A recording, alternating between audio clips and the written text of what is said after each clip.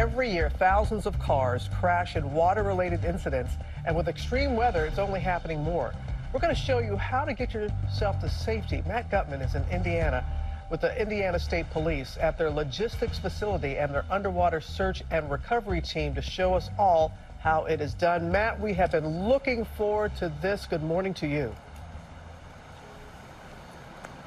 Good morning to you, Robin, and I've been nervous about it because every year hundreds of Americans die when their cars crash into bodies of water like that retention pond, or they get swept away in a flash flood. And the tragic part of it is that so many of those deaths are preventable, which is why in just a couple of moments I'm going to be driving this car over that gravel patch right over there into that lake to offer folks some clear, concise tools that could mean the difference between life and death. I just want to give folks a sense of what all rescuers say. The best way to survive a sinking vehicle is not to get into the water in the first place. About a foot of water can sweep your car away. It can also clog your tailpipe, which means that your car might stall. But before we get started, I just want to give you a sense of all of the safety precautions that we've taken for me and the team. You can see the ambulance over there. Hopefully we don't have to use that. We have this wrecker right there that is going to pull the car out of the water. You can see our safety divers right there. And here, Jamie, you can see we've taken out the back window and put these tow bars in order to grab us out. So before we even get started, I want people to start thinking about this. Seatbelt windows out, and I'm going to get in the car right now before we get going. I have Gordon Giesbricht with me. He is a vehicle submersion expert. He's got the camera, and back there, Dave Plug with the Indiana State Police, our scuba diver in the car. So I'm going to start this car. Hopefully this thing rolls. It does. And as we watch this piece, I want everybody, again, to think seatbelt windows out. We're going to get into starting position. It's a frightening scene where every second counts. Are you able to open your window? Drivers trapped in their sinking vehicles Shot here. as water rushes in. Atlanta police and fire finding this Uber driver, the water pressure against the door making it impossible to open. Turn your head. Man, what kind of glass is that? The driver later acknowledging he should have just pulled over. There you go. He and the drivers in all these cases survived. But a 2019 study revealing that over the course of a year, an estimated 7,900 crashes involved vehicles entering the water, resulting in 429 deaths. Gordon Giesbricht is a renowned expert on surviving vehicle submersion. When the water is even a foot or two above the bottom of the door, there's like up to 500 pounds of pressure. That's very difficult to push against. This leaves the windows as your only exit. But many windows these days are made with laminated glass, which Giesbricht says can render window-breaking tools ineffective. And in a panic, fumbling to find one could waste critical seconds. He says the best and often only way out is surprisingly simple. Immediately upon entering the water, take your seatbelt off and lower your windows, which will still work, but only for about 60 seconds. Then get out, making sure children go first. You've got about 1 minute to get out of the vehicle. Do not touch your cell phone until you get out. It'll waste a lot of time, and it might be too late. You've got to open the window and get out. This driver in Texas making a common but often deadly mistake, attempting to drive through water that looks shallow on the surface, unaware of the hidden depth below. You're driving into the creek. No, no, no, no, no. Stop. Stop. No, no, no. But even with that critical mistake, she does one thing right. She rolls down that window and gets out. A simple move that can mean the difference between a quick exit and a tragic ending.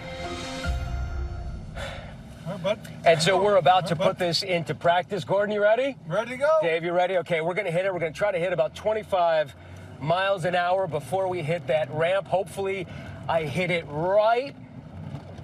There we go. And here we go. Hey, hold on. Okay, so, I mean, it's a pretty terrifying thing for this to happen. The first thing you want to do, take the seatbelts off and try to make sure that window goes down. But you have to remember, they have a few seconds. So the one thing I do not want folks to do at home is to reach for your phone. It could take up to 15 minutes for rescuers to get to you. This is going to have to be about a self-rescue.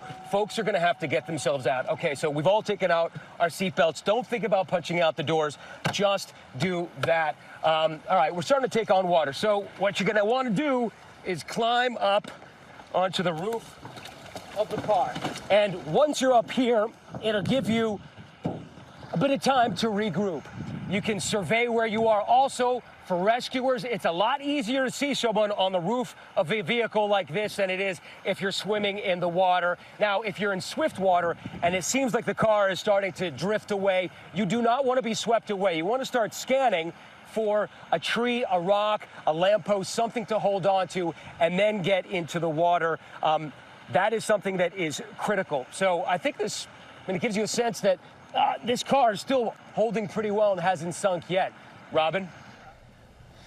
All right, well, we're glad everybody is safe there. And Matt, if you're not able to, as you said, because some people have those braking tools in their car, but if you don't have that and you can't get your window down and the glass doesn't break, what are the next steps then? Wait, hey. Yeah. I think we're starting to take on some water. Yeah. But now I'm going to jump in the water right now. I'm going to come right on to you.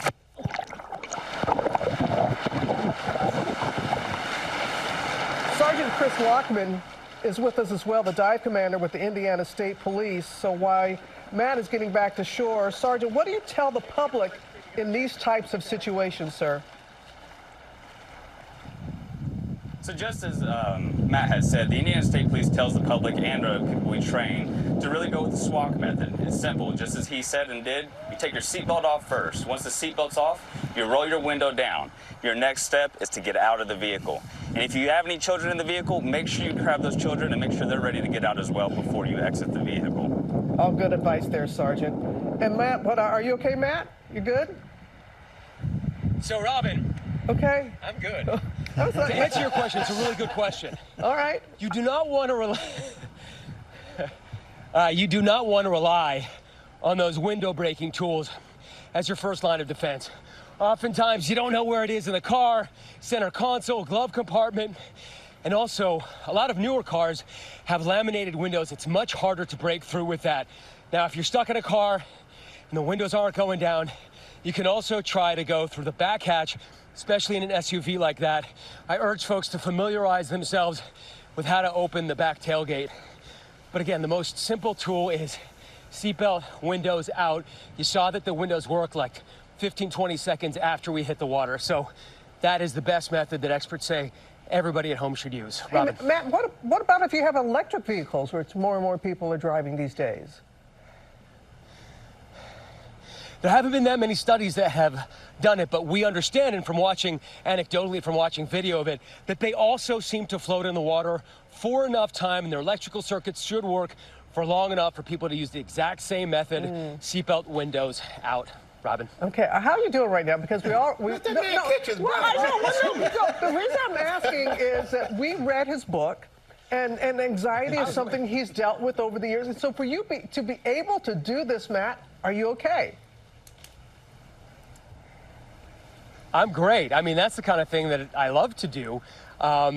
And, but it does actually give me some insight into how people feel when they crash into the water in the first place, how easy and understandable it is for people to panic. And that's why we urge folks to know you have a little bit of time. Yeah. You're not going to die right away. The car is not going to sink immediately. You can get out of there with those easy to remember tips. Robin. Thank you so much. I appreciate you, Matt. Okay, you made me think of my mama. One time I was on live and I was working with Diane and bombs were going off. I was like Baghdad or something, and she kept talking to me, and my mom was screaming at home, "Shut up, Diane!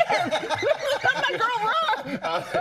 But I watched him try to catch his breath, because that was one heck of a swim that he did. Yes. But the shock on everyone here in the studio's face when he hit the water, you could see why someone could easily panic. And how quickly it began sinking. He thought he was okay. Then all of a sudden, man. Yeah. He thought fast, too.